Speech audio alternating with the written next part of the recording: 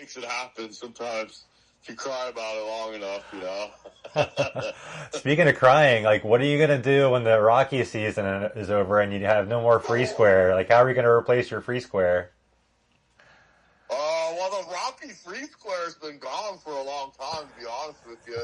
Like, they've been kind of hot, man. Like, if you've been betting against the Rockies every day, you've been losing money. There was Like, I don't know. It's on to the Broncos now. I got to figure out something with the Broncos. Like, last year, my bet was Marvin Mims.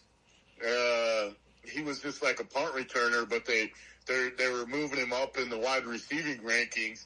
And, giving him the ball more, and, like, the odds didn't really catch up. Like, most games he was only going to get, his receptions was, like, over a half or over one, and, like, they were throwing 2 screen passes a game, So, like, and then his over-under for yards was, like, 10 and stuff, and now he's the number 2 wide receiver.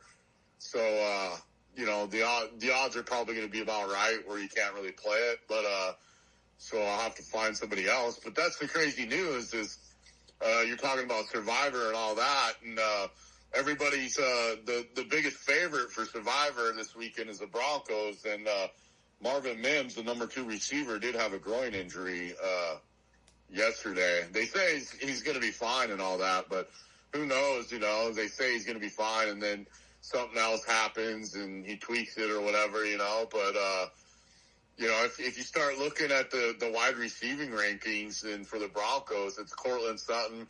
Mims was number 2. Then you have Troy Franklin. And the number 4 guy, I think his name's Pat Bryant. He's never even played a game in the NFL. So, like, if we start losing receivers, things could get ugly. We don't have a lot of talent there other than Cortland Sutton. Troy Franklin played with Bo Nix at Oregon, though, so at least they have a little chemistry there. Yeah, so I'm with you on Marvin Mims. I actually snagged him as a late round fantasy pick. He seems to be pretty solid. I did see he tweaked his groin yesterday. That's a big, Broncos radio talk. That's all they were talking about on the radio yesterday. Yeah, I wonder how serious it is. Yeah, from what they say, it isn't serious, but there's not a lot of depth there at wide receiver. So if it becomes serious or becomes a nagging injury throughout the year, it could be a problem.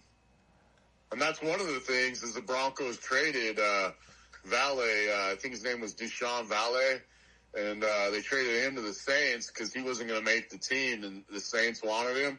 But he was a player that played with Bo Nix on the team last year that they got rid of that now it might be kind of like, hey, we might have been able to use him, We might not should have done that. But they did get a couple draft picks out of him. So it was a decent, solid trade so far on paper for the Broncos. But if they end up needing another wide receiver throughout the year, you would rather have a guy that played with Bo Nix last year than bring in some guy that's never played with him, I would think.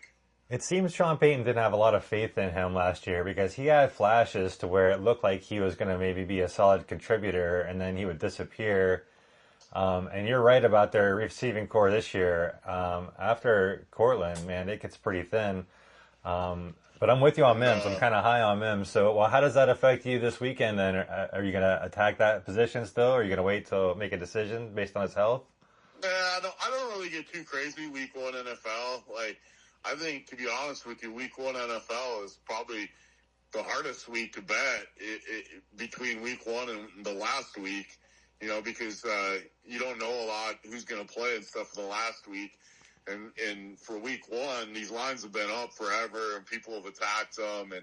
And you still don't know a lot about these teams. Once they start getting out there and they play a little bit, you learn a bit more. And, like, by, like, week 4 or 5, that's where I'm going to be, like, placing bigger bets. Like, I'm not a huge sports bettor either. So, like, I gotta tell myself, like, don't get carried away. Don't get caught up in the hype of this stuff just because it's week 1 NFL. There's no need to go firing big money, Like, there's better things to do with your money than that, I couldn't agree And with you more about that, honestly. I mean, 100%. It's so hard to pick this week one.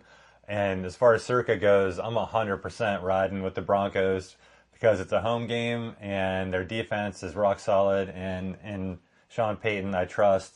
Because week one, well, yeah, it's rough. the The whole other thing first. too, the other thing you do have with the Titans, you have a rookie quarterback making his first start on the road. Like even making, even if his first starts at home, it can be edgy. But like even if he has a couple starts at home and then goes on the road, it's always like tough on the road. Like Broncos fans will be ready to go. Like they're gonna give Cam Ward hell. Like it's gonna be loud in there. It'll be crazy.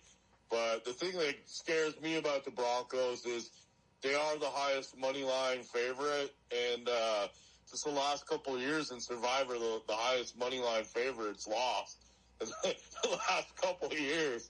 And just like with Survivor, I think, that's some of the thing you need to be careful of is like, everybody's going to take the highest money line favorite a lot of weeks. So you kind of have to, be careful you're not on that favorite that everybody's on and the bus crashes and burns, That's absolutely a factor. My whole plan Shit, this. I think I had 3 Survivor entries last year, and I was out on all of them on like week 2 or 3, I think, because like all the favorite, I was going with the chalk, and they all lost last year. Ouch, that's brutal. Like it depends on the year too, Like the last few years have been brutal. Like I saw your video about last year, if you had a Survivor entry after like week 5, it became worth X amount of dollars, and like. You could count on that strategy maybe to happen again this year, but like last year was definitely a brutal year for like every week for the first 5 weeks. The big favorites went down and, killed like, I don't know how much of the pool was killed after the first 5 weeks, but well over 50%, I think.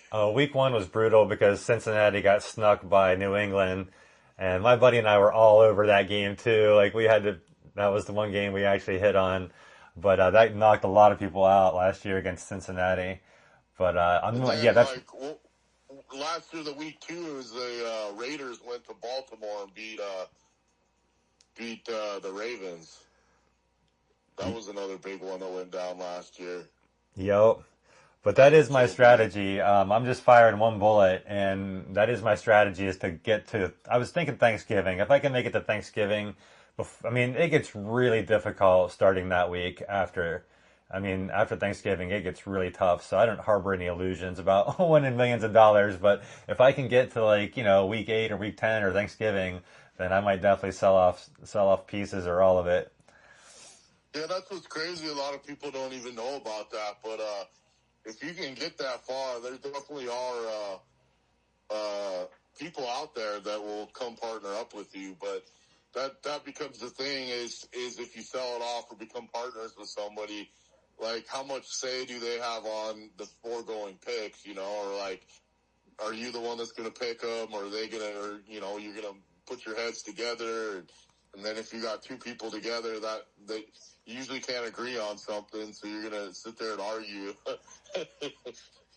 Yeah, we're not doing that by any means. Like, I don't want any more gray hair over this tournament. I just want to make it part way and sell it off. There's millions of dollars and all kinds of stuff going on. Like, there's definitely gray hairs that come out of it. But as far as I'm going, I'm not going to play any contests, I don't think. But I do have a friend that he's getting in that 100,000 Survivor, the Grandismo or Dismo. I don't even know how you say it. I don't know why they picked the word so hard to say, man. That's funny. Why didn't they just call it the heavyweight Survivor or something,